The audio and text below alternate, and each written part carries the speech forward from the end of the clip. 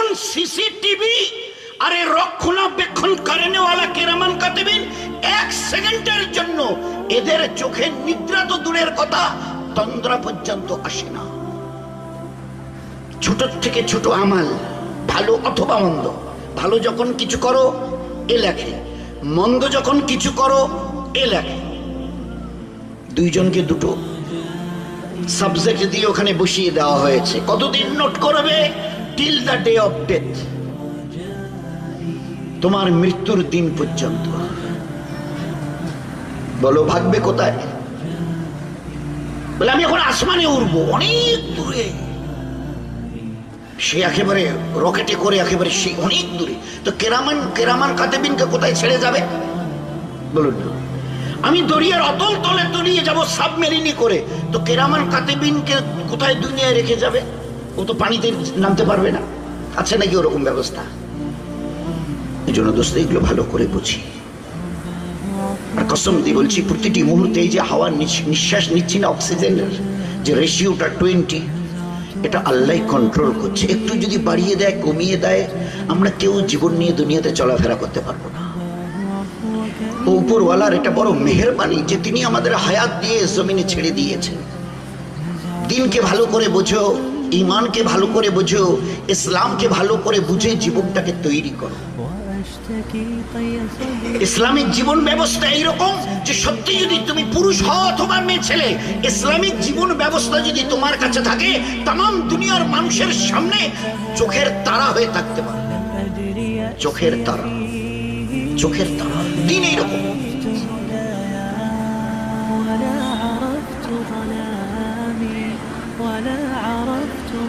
এই দিনে ঘৃণা নেই, মহব্বত আছে। জুলুম নেই, দয়া আছে। বেইনসাফি নেই, ইনসাফ আছে। ফাসাদ নেই, এখানে রহম আছে।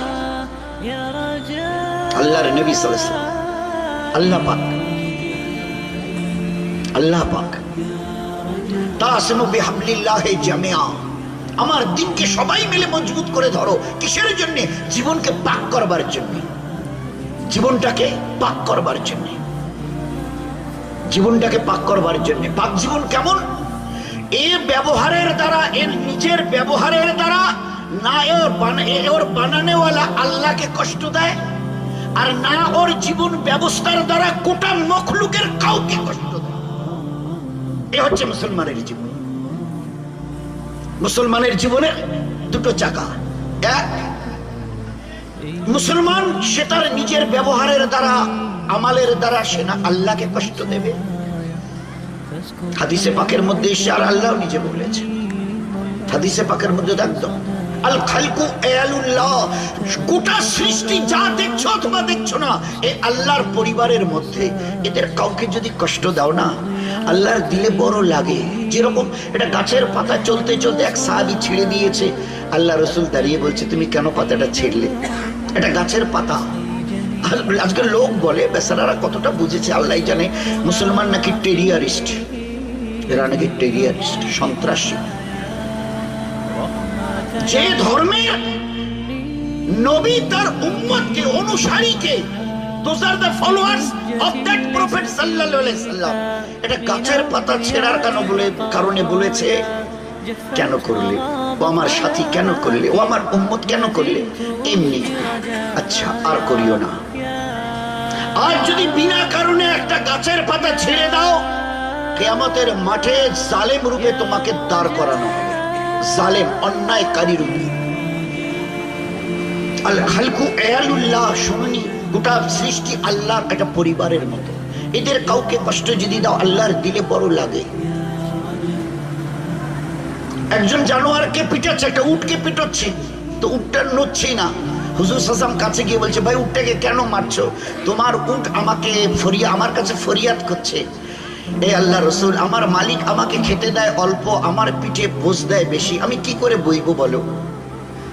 তোমার উট আমার কাছে শেখায়, অভিযোগ করছে, এই আল্লাহর প্রেয়ারা রসুল, আমার মালিক আমাকে খেতে দেয় কম, আমার পিঠে বোঝ দেয় বেশি, আমি কি করে এই বোঝ বইব? এবারে দেখে বলল, ভাই তোমার এই উটটা বুড়ো হয়ে গেছে, তুমি এটা বেঁচে একটা জওয়ান জওয়ান উট কিনে নাও, এই উটটা বুড়ো হয়ে গেছে, কি করে এত বোঝ বইবে, তুমি এগুলো পিঠে চাপিয়েছো বাজারে মদিনা নিয়ে যাবে, এ তো বুড়ো হয়ে গেছে, বয়স্ক হয়ে গেছে উটটা। আল্লাহ রসুল আমার এই বুড়ো উট কে নেবে? বলে কেন, তুমি বিক্রি করে আমি নিব, আমি খরিদ্দার আছে আমি নেব। আচ্ছা আপনি নেবেন? বলে আমার পরে বলো কত চাও। দাম বললো, নবীজি নিয়ে নিল।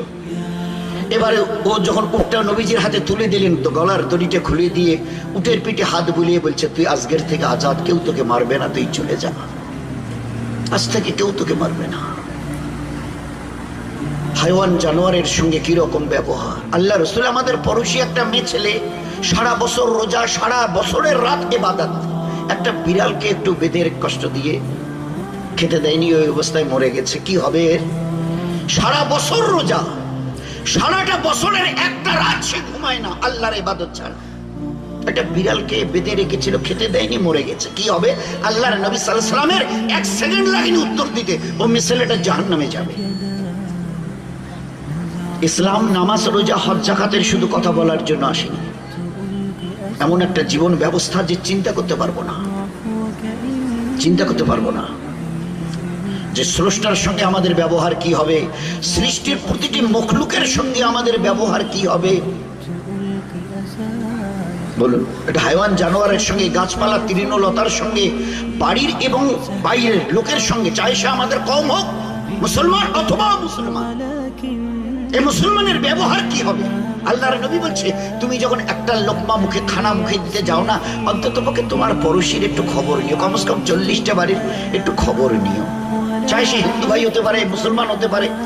ও দেখতে যেও না যে এরা মুসলমান কিনা, আগে দেখি না, প্রতিবেশী।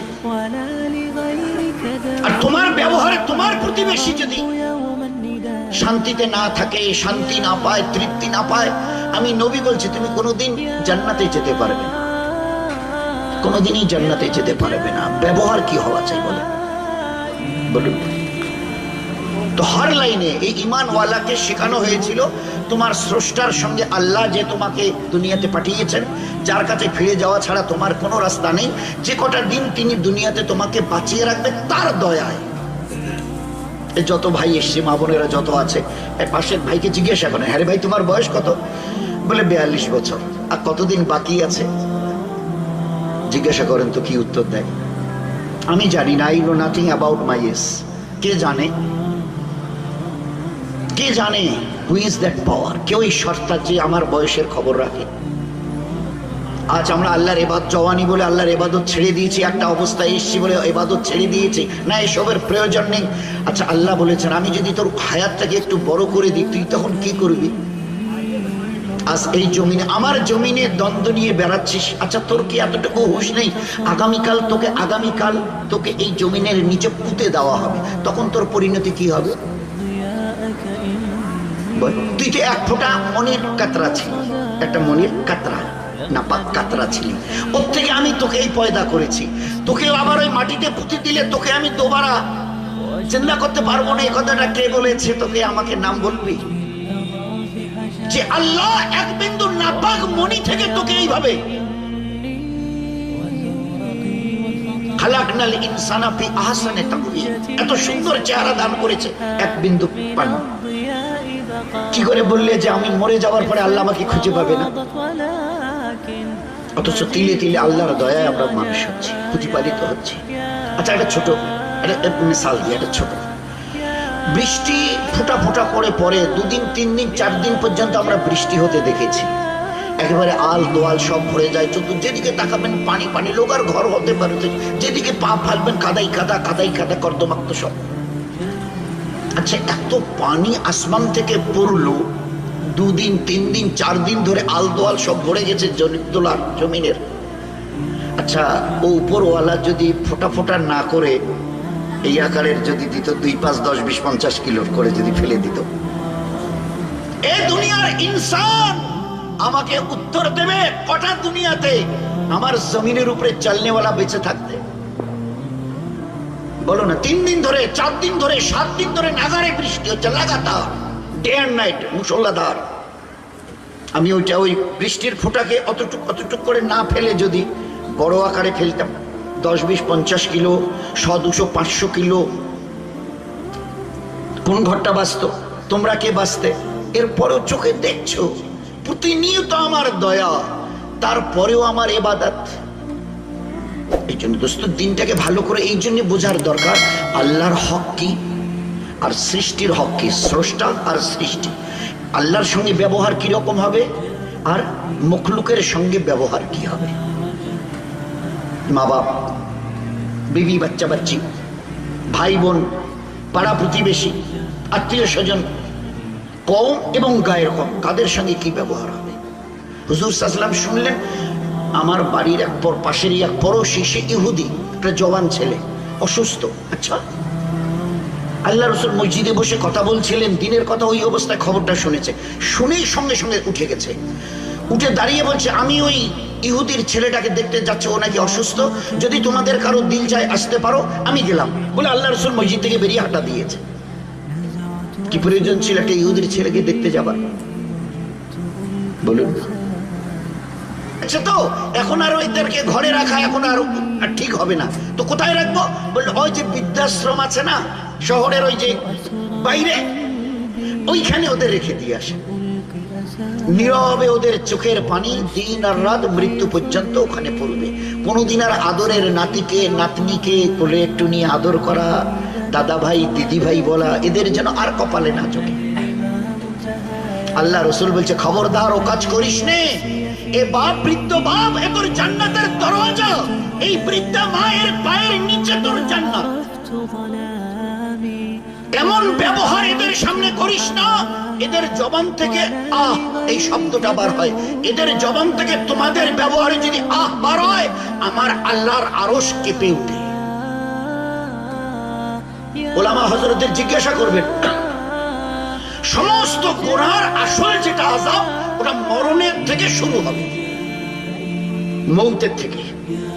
মৌত, কবর, কিয়ামত, মিজান, পুলসিরাত, শেষে জাহান্নাম। শুধু একটি মাত্র আযাব আছে যেটা দুনিয়াতে আল্লাহ শুরু করবেন, সেটা কি? মা বাপের নাফরমানি। সমস্ত আমালের বদামালের আযাব মৌতের পর থেকে শুরু হয়। একটি নাফরমানির গুনাহ দুনিয়ার থেকে আল্লাহ শুরু করেছে, সেটি হচ্ছে মা বাপের নাফরমানি। এদেরকে চেনো, খবরদার। বুড়া বুড়ি, ওর কোথায় লেখা আছে সব, আদবের সঙ্গে তাদের কাছে যাও, তাদেরকে ডাকো।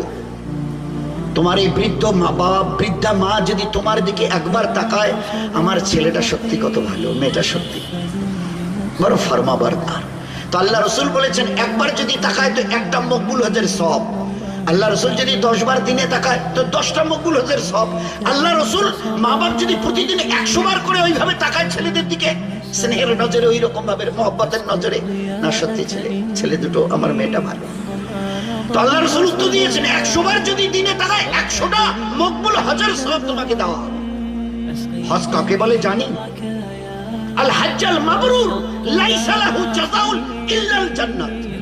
যে আল্লাহর জন্য হজ করেছে, এই হজের বদলা সিধা তাকে জান্নাতে পৌঁছে দেওয়া।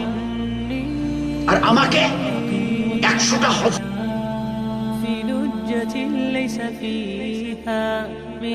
তৈরি করা, এই যে নামাজ, রোজা, তাসবিহ, তেলাওয়াত, জবানের হেফাজত, শরীরের পর্দা আমাদের হোক আর মা বোনদের হোক, বাচ্চাদের তালিম তারবিয়াত, কিসের জন্য? জীবনটাকে ভালো করে বুঝবার আর বুঝে মেহনত করে তৈরি করবার জন্যই আল্লাহ দিয়েছে।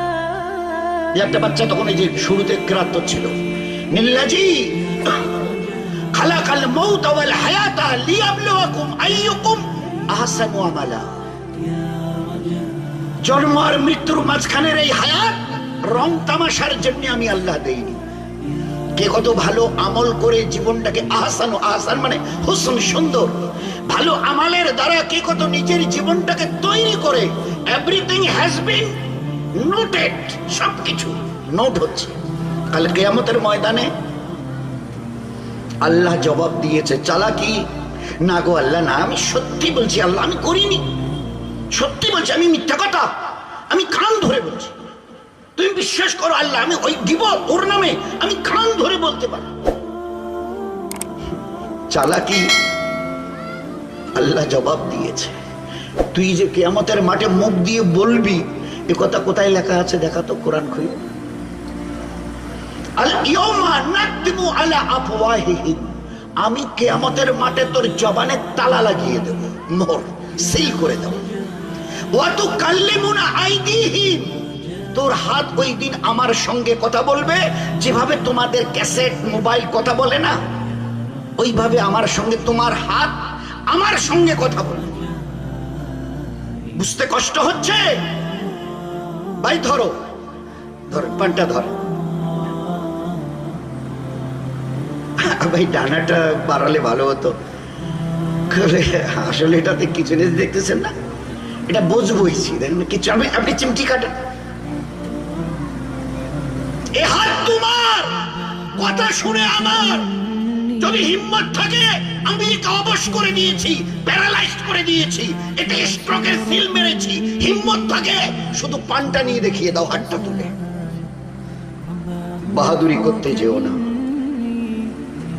পায়ের একটা রক যদি কম বেশি করে দিই, জীবন ভর ছেঁচড়াতে হবে, জীবন ভর। এখানকার একটা ভেইন যদি কম বেশি করি, কাপড় খুলে রাস্তায় ফুটপাতে নাচতে হবে মানুষের সামনে, জানো তো? একবার রাঁচিতে গিয়ে দেখে নাও, তেজপুরে গিয়ে দেখে নাও। আমি আল্লাহ কিয়ামতের মাঠে তোমার জবানে মোহর লাগিয়ে দেব। ওয়া তুকাল্লিমুনা আইদিহিম, তোমার হাত আমার সঙ্গে কালাম করবে, কথা বলবে। আমরা কই না ভাই সালাম কালাম, কাল্লিমুনা কথা বলবে। ওয়া তাশহাদু আরজুলুহুম, তোমার পা আমার সামনে দাঁড়িয়ে ওই দিন সাক্ষী দেবে। বিমা কানু ইয়াকসিবুন, দুনিয়াতে যা যা করেছো, ভালো অথবা মন্দ কাজ, সব ব্যাপারে সে ওই দিন আমার সামনে দাঁড়িয়ে গাও। আমি জিজ্ঞাসা করব, এ পা, আমি ওকে তোর হাওয়ালা করে দিয়েছিলাম, বলে দিয়েছিলাম একে দিয়ে ভালো কাজে যাবি, ভালো জায়গায় যাবি, ভালো কাজের জন্য পা বাড়াবি, তোকে নিয়ে কি করেছে? তো ওই দিন তোমার ওই পা, তোমার যা কিছু কর্ম করেছো দুনিয়ায়, সব ব্যাপারে ওয়া তাশহাদু, সাক্ষী। আমরা আযান দেয় না, আশহাদু আল্লাহ, আমি সাক্ষ্য দিচ্ছি আল্লাহ। আল্লাহ বলছে ওয়া তাশহাদু আরজুলুহুম, তোমার পা আমার সামনে দাঁড়িয়ে তুমি বলবে, এ হাত কি করছো? এ হাত, ও তোকে লাঠি মারতে আসেনি, একটা ঘুষি মারতে আসেনি, লাঠি তুলেনি, আমি তোকে বাঁচাবার জন্য এরকম করিনি, তুই বল। আর তুই আজ আমার ব্যাপারে সাক্ষী দিচ্ছিস। ওই সময় হাতের জবান আল্লাহ খুলে আগে দিয়ে দেবে। ও বলবে, আমার হাত, এই যে আমি হাত না, এ তো তুমি পয়দা করনি, আমার আল্লাহ আমাকে তোমার ওখানে সেট করে দিয়েছে। যতদিন তিনি ঠিক রাখতে চেয়েছিলেন ঠিক ছিলাম, যেদিন তিনি বলেছে আজকে থেকে অকেজো হয়ে যা, তো ওই দিন থেকে তুমি আমাকে বোঝা হয়ে নিয়ে বেরিয়েছো, তুলতে পর্যন্ত পারোনি। বলো, তোমার এখতিয়ার ছিল একে তোলার? তো আমার আল্লাহ বানানোওয়ালা আজ আমাকে জিজ্ঞাসা করেছে, যা কিছু তুমি করেছো আমাকে নিয়ে দুনিয়ায়, আর সব আমি খুলে দেব। সেই দিন দুনিয়ার যত কেউ কাটা সবাই টের পাবে আজ কত শক্ত জালে ধরা পড়ে গেছে। এই জন্য ভাই, আমারও জন্য দোয়া করেন। হুজুর সাল্লাল্লাহু আলাইহি ওয়াসাল্লামের আনিত দিনকে এখনো আমাদের বোঝা হয়নি। হ্যাঁ বলছি, এ কত জ্ঞান আর বিজ্ঞান দিয়ে আল্লাহ ভরিয়ে দিয়েছে, চিন্তা করতে পারবো না। আমার ছোট্ট জ্ঞানে দোয়া করবেন, আমার ছোট্ট জ্ঞানে, আমরা তত শিক্ষিত নই, মুখ্য শুক্র। আজকের এই লেটেস্ট মডার্ন সায়েন্স আর টেকনোলজি যে জায়গায় এসে দাঁড়িয়ে আছে বর্তমানে, today in such a position, যেখানে আজকের দাঁড়িয়ে আছে, আমার নবীর এখান থেকে চলা শুরু হয়েছে তার জ্ঞান আর বিজ্ঞানের। একটা করে আমার নবীর সুন্নতকে বুঝতে ১,৫০০, ১২০০, ১৩০০ বছর লাগলো। আমার নবীর গোটা জীবনটাকে বুঝতে তোমাদের ক কোটি বছর লাগবে? ১,৫০০ বছর আগে নবী বলেছে ধূমপান করিও না, আমি নবী বলছি। ১,৫০০ বছর পরে দুই কান ধরে বললো, ওরে আল্লাহ, কি ব্যাপার, এতে নিকোটিন টান দিলে নিকোটিন তৈরি হয়, বড় বিষাক্ত জিনিস, এটা নবী কি করে জানলো? উনি তো কোনো লেখাপড়া করেননি, কেমিস্ট্রির ফিজিক্সের কোনো জ্ঞান তার তো ছিল না, কি করে বললেন? তো উনি শুধু নামাজের কথা বলবার জন্য, রমজানের রোজা রাখবার জন্য, প্রতিদিন কোরআন শরীফ তেলাওয়াতের জন্য, সকাল বিকাল তাসবিহাতের জন্য নিজের জবানকে গীবত, শিকায়েত, মিথ্যা, ধোকাওয়ালা কথা, বাড়ির এবং টাড়ির লোকের সঙ্গে গালিগলুজ, ঝগড়াঝাটির জন্য আল্লাহ জবান দেয়নি। আমি কিয়ামতের মাঠে হর প্রতিটি অঙ্গ প্রত্যঙ্গ থেকে কথা বলিয়ে নেব। সেদিন আসলিয়াত বার হবে, কে কি করে এসছো, বিমা কানু ইয়াকসিবুন। এই জন্য ভাই আমার সবার কাছে অনুরোধ থাকলো, আর আমারও জন্য দোয়া করবেন, এটারও জন্য অনুরোধ থাকলো, আল্লাহ যেন তার পেয়ারা দিনকে ভালো করে বুঝবার তৌফিক দেয়। এই জন্যই প্রয়োজন আছে। কে চায় দুনিয়াতে অশান্তিতে থাকতে? আচ্ছা বলে তো, একটা লোক হাত তুলে দেখান তো। আমি চাই অশান্তিতে থাকতে। আল্লাহ ওয়াদা করেছে আমার দিনের উপরে চলবি, চলবি আমার দিন, আমার ইবাদতের উপরে। আমি তোর সঙ্গে ওয়াদা করছি, যেদিন তুই প্রতিজ্ঞা করবি, একদম promised, that I have been promised, আমি আজকের একদম তয় করে নিয়েছি, এই আল্লাহ তোর দিনের উপরে চলবো। আমি কসম খেয়ে বলছি, আসমানের আল্লাহ কসম খেয়ে নেয়, আমিও কসম খেয়ে বলছি, আজ থেকে তোর অন্তরকে আমি শান্তি দিয়ে ভরিয়ে দেবো। আর যে টেনশন ফেনশন, ভিতরে নানা রঙের টেনশনের খবর শুনছি, আর এখানে tension tension tension tension tension. আল্লাহ বলে দিয়েছে আমার ইবাদতের মধ্যে লাগ, এর টেনশন আমি আল্লাহ খতম করে দেবো। এর দুনিয়া ঔষধ পাবি না, এর মেডিসিন আজ পর্যন্ত বাড়িই হয়নি, কোথায় পাবি? কোন ডাক্তারের কাছে যাবি টেনশনের ঔষধের জন্য? আল্লাহ বলে দিয়েছে আলা বিযিকরিল্লাহি তাতমাইন্নুল কুলুব, তোর অন্তরের শান্তি আমার দিনের মধ্যে, আমার ইয়াদের মধ্যে। সংসারে অশান্তি, কারো কথা কারো গায়ে সয় না, হন হন কচকচ ঝগড়াঝাটি লেগে আছে। এই সংসারটার এমন হলো কেন? কারো কথা কারো, কেউ কাউকে দেখতে পারে না, কারো কথা কারো গায়ে সয় না। আল্লাহ জানিয়ে দিয়েছে যেদিন থেকে আমাকে মানার মতো মানা, আর আমার ইবাদতকে ছেড়ে যেদিন থেকে শুরু করেছো না, ওই দিন থেকে সংসারের সব সুখ আমি আল্লাহ তুলে নিয়েছি। যত চেষ্টা করো, যত পারো চেষ্টা করো, 1000 বছর ধরে দৌড় লাগাও, এই অশান্তি ঘরের কোনোদিন শেষ হবে না। শেষ হওয়ার রাস্তা আমি তো দেখিয়ে দিয়েছিলাম। মান আমেলা সালেহা যাকারিন আও উনসা, চাই পুরুষ হওয়ার মেয়ে ছেলে, নেক আমাল করো, ওয়া হুয়া মুমিনুন, তোমরা যদি আল্লাহর সত্যিকারের বিশ্বাস রেখে থাকো, ফালা নুহিয়ান্নাহু হায়াতান তাইয়্যিবা, তোমাদের সংসারকে সুখ দিয়ে ভরিয়ে দেব। সুখের রাস্তা তো দেখিয়ে দিয়েছিলাম, তোমাদের পছন্দ হয়নি। মাঝে মাঝে পুরুষ বলে, মেয়েরা ঘরের বলে, এই সংসারটার কি হলো? আল্লাহ আসমান থেকে আওয়াজ দেয়, কি হলো বুঝতে পারছে না। যেদিন থেকে আমার ইবাদত ছেড়ে দিয়েছে, ওই দিন থেকে সংসারে সুখ আসা, অন্তরে শান্তি আসা, রহমত আর বরকত আসা, ইজ্জত আর হেফাজত করা আমি আল্লাহ তুলে নিয়েছি। এখন কেউ যদি পায়ের জায়গায় তোমার মাথায় এসে লাথি মারে না, কিচ্ছু করতে পারবে না, কারণ তোমাদের হেফাজতের জামিন আর জিম্মেদার আমি ছিলাম। কিন্তু আমার জিম্মেদারি থেকে তোমরা বেরিয়ে চলে গেছো। কিরকম প্রমাণ? বলে মসজিদে তোমাদের আজান হয়, বলে সে হয়, বলে মাইক গলায় না মাইকে? বলে আপনি যে কি বলেন, আজ থেকে 30 বছর আগে মাইক কিনেছি, 4টে চোঙে আজান দেওয়া হয়। গোটা ঘরের মসজিদ, তাহলে তার 150 হবে। আজানের পরে কজন আসে? তাহলে 8-10 জন, 12 জন তো হবে আল্লাহ দিলে। তো যেদিন মুসলমান আল্লাহর ঘরকে বিরান করা শুরু করেছে, খোদার নামে কসম খেয়ে বলছি, ওই দিন থেকে আল্লাহ আমাদের ঘরকে বিরান করার জন্য আওয়াজ লাগিয়েছেন। ভালো করে বুঝি।